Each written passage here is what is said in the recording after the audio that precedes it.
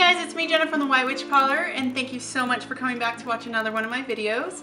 Today I want to talk about a really fun subject. It's something that I personally was really into when I first started my whole witchy awakening, and it was awakening my psychic abilities, and I really wanted to see, hear, and feel spirits, but it turned out that it wasn't actually so easy, and it didn't just happen overnight, and at times I actually started pushing that too much, and I pushed it away. So without further ado, I want to share with you how you can awaken your natural psychic abilities. So no matter what you have heard, we are all actually born with this psychic ability. And yes, some of us are born with a more tuned in sense, and we're able to pick up these psychic vibrations, much like people who are born naturally better at sports or music. We all have the power to tap into these natural psychic abilities, and we're more tuned into it when we were children, and over time we tend to block it out, and that could be through fear, our family, our upbringing, and often religion, because it tells us that it's bad, evil, or it's not something that we need in our life. So we tend to tune it out, and a lot of times we can also tune it out of fear, because if we're younger and we start hearing voices and they scare us, we'll tend to block that natural energy out so that we can move on with our life without fear. And we do this over our growth and turning into an adult, and we block more and more out, and then we become numb to all these things. But they are still there. We still are able to tap into them if we want. In order to sharpen your psychic tools, let's better understand what types of psychic there is. Many people don't realize is that our psychic abilities are really fine-tuned to a lot of our senses. So sight, touch, smell, sound, all these things we are actually working on two levels, the subconscious level and the physical level. So when tuned into certain psychic abilities, like the first one, which is Clairaudient, that is the ability to hear messages. So you might hear whispers, voices, kind of a vibrational sound that kind of triggers something within you, whether it's something, a feeling, an emotion, so that you know that there's something trying to communicate to you. And again, like I said before, when you're a child, you might have heard voices when you were younger and you didn't know what they were coming from, but they're all energies trying to communicate to you, because at that point in your time you were very open and receptive to all these messages. So as an adult, you might find yourself finding or triggering a lot of these voices when you are under the influence of any drugs or alcohol, slight intoxication, or actually when you're going to bed and you're falling asleep and you're kind of drifting in and out of consciousness. And the reason for this is actually because we are finally letting our ego down. We're finally opening our shield that we've put up, and we've been blocking out all this energy that our ego has been released. In a way, we don't care, and we're just kind of open at that point. So we're open to receive all kinds of things. This is where you can, be under psychic attack and things like that. But when you're, say, intoxicated or slightly buzzed from alcohol, you might be much more receptive, and you might start picking up things. So if you go to, let's say, a bar that's very old and has a lot of history there, or you're with someone who's going through a lot of emotional problems, you might start picking up on their energy or the building's energy while you're slightly intoxicated, because your guard is down and you're just open and you're taking in all these things, and you might feel like you're going a little crazy, but you're not. It's just you being more open and aware, and that's how you know that that ability is still within you. Another form of psychic awareness is clairsentience or clairempathy, and that's basically the sensitiveness that a lot of adults have, also known as being an empath and being sensitive to people, places, or objects around them. You'll find that when you walk into an antique store, for example, you're really sensitive to the energy and the vibrations that are happening there. So if you feel like an ugly energy, or you feel it's nauseous or sick, you're picking up on something that's maybe not the best energy. Maybe there are items in that house that came from a traumatic household that had a lot of issues, a lot of anger problems, and you're picking up on all that old stagnant energy. You have the ability of clairsentience. You will be able to strongly pick up on signs from past, present, and future, whether someone is going to have a traumatic experience in the future, what their past is, or what their current situation is. And this is all without actually talking to them. It's just a vibe you get. Although a lot of this might seem frightening to some of you, if you are an empath, there are ways to block it. And if you're aware of it, you can go into a situation with your guard up. Popular one is clairvoyance, and that is the ability to see clear. So you're seeing spiritually, you're seeing clear, you're seeing beyond this dimension, you're seeing beyond this physical plane, and you're seeing things like apparitions or images and things that are on a subconscious level. When you're tapped into a heightened vibration of clairvoyance, you will be able to easier see auras of people, places, or things. And you will better understand why things are the way they are, why they're vibrating at the way they are, and maybe what they need to fix in their life if it's a person you're seeing auras on. When this ability becomes fine-tuned, you'll be able to kind of foresee the future because you start to understand patterns. Some clairvoyants can even work through dreams where you actually see full images and full scenes like from a movie played out in front of you, and these are all messages that are coming to you in your subconscious state. Clairsent is exactly what you guessed. It is a psychic ability through smell. And interestingly enough, the human nose can actually remember up to 50,000 or actually more than 50,000 scents. Some may even say up to 1 trillion scents. And the really amazing thing about smell is that when we smell something, it will instantly transport us back to a memory, a time before, when we instantly remember a person, place, or a thing. And whenever you travel and use a new scent, when you come back home and revisit that scent, you'll find yourself back at the vacation spot that you were once at. Some of our loved ones who have passed on might leave you messages through scent, and this is you connecting to the spirit world. You might pick up on a small whiff of lavender or a smell of tobacco. Say you had a grandpa or a great grandpa that used to smoke tobacco or cigarettes. Say you used to have, like for example, my grandma, she used to use lavender, a powder puff of lavender, and when I was younger, I used to smell lavender. Out of nowhere, I knew it was her communicating, saying hello, saying don't forget me. Clairgustance is a psychic ability of taste. And some detectives actually use this when they're working on crime scenes, and they get this oddly familiar taste of blood or metal or chemicals. Some of them even get a taste of a drug that might have been used in the scene of a crime, and they say that it actually helps them. It's a psychic ability that comes forth, and it's their intuition leading them so that they can solve a case. Some people use this ability to know when they're tuned into the ethereal realm so that they can better manifest their goals, do deeper meditations, or spiritual healings on themselves. Some people get this distinct taste that they've tuned in with on past meditations so that they know this is a time to move forth on whatever it is they're trying to seek. Clairtangency is the ability to touch something tangible like a piece of jewelry from a person or a photo of a person or something that belonged to someone or a place, and you can feel this energy to it. You can feel the thumbprint because it is an energy of thumbprint, and you're able to get this whole story that unravels from who this person was, what they did in their life, how they were, what their emotional state was.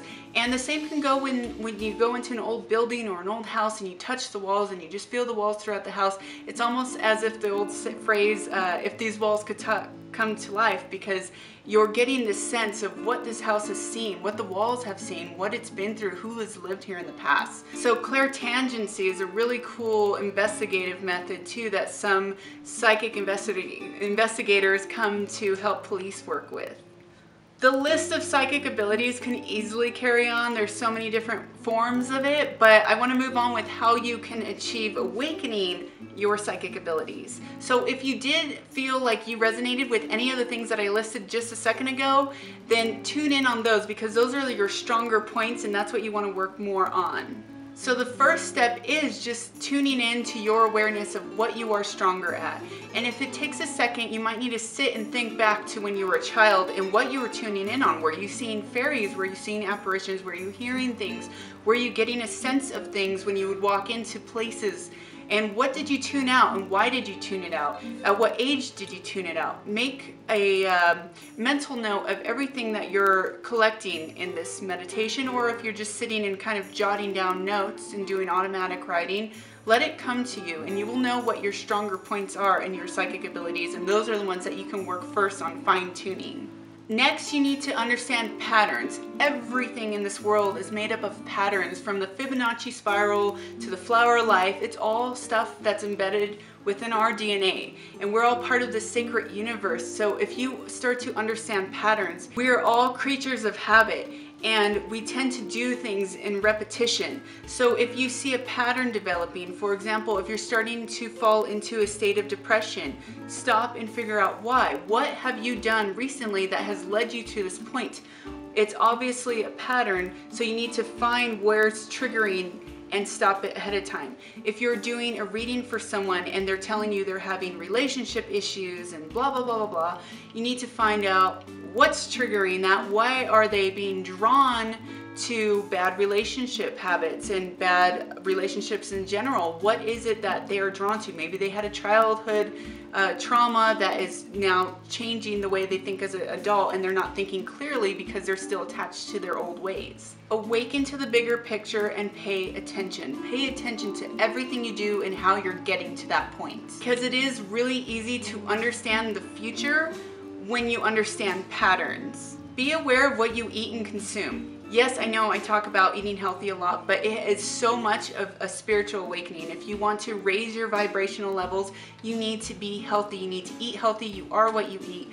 And that is the only way you can truly grow to your fullest potential. Health is wealth, and if you're not eating properly and consuming things properly, you're gonna lead to discomfort and pain. With discomfort and pain, it leads to cloudy auras and negative energy, and all that stuff just makes your life not fun. And the whole point of this life is to have fun. Lower vibrational living leads to a more closed off pineal gland, because that is the source of your third eye. And yes, you actually do have a third eye. It does reside in your brain between the eyebrows here. It's right in the middle.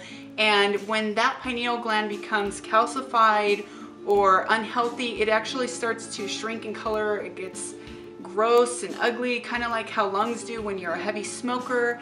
And I'm not judging anyone, because I used to smoke a pack a day for many, many years. But I broke that habit and I changed everything, because again, it was pattern, and I changed the pattern. If your pineal gland is not healthy, your third eye is not healthy, and therefore your psychic abilities cannot achieve greatness. If you're big on coffee consumption, then chances are you're also shrinking or blocking your pineal gland, because coffee, it works wonders in small doses, but too much of it again can lead to a calcified pineal gland. So you need to work on decalcifying it, your third eye, and making your psychic abilities grow through the health of your eating. Of course, this takes time, but all great things do. If you were not born with a naturally abundant psychic ability, don't fear. Everything happens for a reason, and perhaps this was your life path that you chose before you were born to better push your spiritual enlightenment and growth, and help you to understand gratitude to its fullest in this lifetime, so that your spirit can transcend higher in the next lifetime. Whether the psychic ability comes to you naturally or not, you can work on it every day to make it better. Work on raising your vibrations and aligning with the energy of spirit. You need to really focus on meditating once a day, or at least once a week, so that you know how to stay calm during turbulent times. And when everyone else seems chaotic, if you can stay clear-headed, then you will know that you are more tuned in, and you can breathe and calm. And again, look at the bigger picture and be aware of patterns and everything that's happening around you at all times. A tip that you can use is that when you are in a state of harmonious peace, find a scent that you are drawn to and make that your harmonious, peaceful scent. And whenever you need to, you use that scent to help you get back to that energy. There's other ways you can exercise your psychic abilities, like when you go to someone's house for the first time, or you go to a place of business. Take a moment, instead of rushing into the business or home, take a moment to just absorb some of the energy that's happening around you. Get a sense of the person that lives there, or how things are ran, the energy of the person. And you can also do this at the store when you meet someone, or out in public. Get a sense of their aura. What color vibrates to them? What color do you see them as? And all you have to do is pay attention. So if you see someone who resonates strongly with the color like a vibrant blue, then maybe get to know what they do in their line of work. Maybe they are strong business leaders who are really good at expressing themselves, or better yet, maybe they're super creative and artistic, and that's what they do on much of their free time, because blue is the color of the aura that resonates with those two things. So if they are doing that, that is confirmation, and always seek confirmation when you're trying to better your psychic abilities. So when you do walk into a place of business and you get a sense of things, see if it aligns with what you intuitively feel. Talk to the business owner or the person working there. See how their day is going. Maybe they'll tell you what they're going through, and it will also be confirmation of what you picked up when you first walked in the building. Confirmation is really important when you're growing your psychic abilities, because you will start to feel more confident in this, and you will be able to, through this confidence, kind of go forth in this journey, because it is a really intense journey. You can also collaborate with friends that are also seeking to enhance their psychic abilities as well. You can even play intuitive games with your friends and have them take an unknown item to you, place it in a box, and use your senses and sense what's in that box intuitively. Use your subconscious and think, what color comes to mind, what shape comes to mind. What do you think the item is, or what theme do you think it is? Does it have anything to do with water or air? So there's things and exercises you can do, and it's fun to collaborate with other people who are trying to do the same thing, because you take turns on this. A really important thing though is not to get too obsessed with trying to become psychic. It's not going to happen overnight. You're not going to say, oh my god, I see spirits, I see ghosts, I'm hearing things all the time. And if you are really inclined to this and you are really sensitive and you are picking up stuff really early, then you need to not let yourself get overwhelmed and go to nature and get grounded. You really need to ground yourself when it gets like that. Be around people that make you feel grounded, and but never stop practicing. So when you need to go on a little spiritual quest, break free, start trying to see auras, start trying to talk to people and get to know a sense of what they are, who they do, and see if it's all confirming to what you felt. So there's many examples of this. People experience many things. I'm sure there's many stories you can look up online of people's personal journeys. And but remember though, whenever it gets too much for you, ground your energy, because you don't want to get afraid of it and you don't want to push it away again. So if you start to see apparitions and spirits and you are getting afraid of it, take a break and ground that energy so that you can start fresh with a new energy. You don't want to get fearful, because again, you will block it off like you did when you were a child. So again, this is an exercise, this is a practice, this is something that takes years to fully get back into and develop and really start feeling things. And magic is all in the believer, so if you don't believe you can do this, you're not going to be able to. And if you want it too much and you're kind of obsessed with it, it's probably not going to happen either, because you're closing it off, you're pushing it away, and you have these false ideals of what it is and how you're going to see apparitions. And also let go of anything you've seen in Hollywood and in movies. Just don't pay attention to that, and don't ever compare what your journey is to a movie, because it's going to be very, very different, and it's going to throw you off if you're trying to make that connection. We all hold this amazing light within us. We all hold these beautiful psychic abilities within us. It is up to you to exercise that ability. Make use of it. Use divination tools like runes and crystal balls and tarot cards, and there's so many things you can do to exercise these things, and you really need to do it, and you need to let this shine, because it is within you and you have the shining within you. I hope you guys like this video. If you did like it, you can always give it a big thumbs up. You can subscribe to my channel. I love you all so much, and have a beautiful, blessed week. Bye guys.